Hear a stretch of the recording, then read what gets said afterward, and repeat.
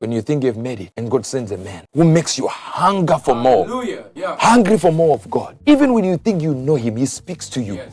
And you become hungry. You're sitting there. You think this whole thing is some funny joke. Christianity is a funny joke. No, it's not. We've seen the Lord. We've seen hell with our eyes and have understood it. You know, when I met Pastor Chris, ain't that day I said, I just want to be like this man. I sat down with him. He began to speak. No, you didn't hear me. His persona, his contact with me, what he said to me, made me hunger to be like him. Not only that, he went deeper than that. It made me hunger to be like Jesus. What's this?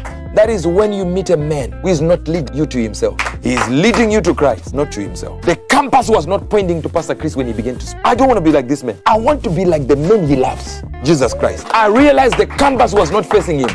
The compass was facing Christ. You know, when you talk to a man and he convinces you, I am not the one you need to look up. You need to look up to Christ. And he's not even saying it. I just looked into his eyes and saw the love he had for Christ. I said, if I can get the eyes like this, the love like this, that he has for Christ, I've done it. I've made it. Success is no longer being a multimillionaire. I got there. Success is now having the eyes that see, and those eyes lead others to Christ, to the Christ I love. Being with a man who is so infectious that he infects you with the love for Christ. And every time I go into his presence, I always say to my team, disengage. I'm not Prophet Angel here. I'm just me in front of my Father. And when he begins to speak, I tell them, I'm a grace collector. I'm here to collect grace.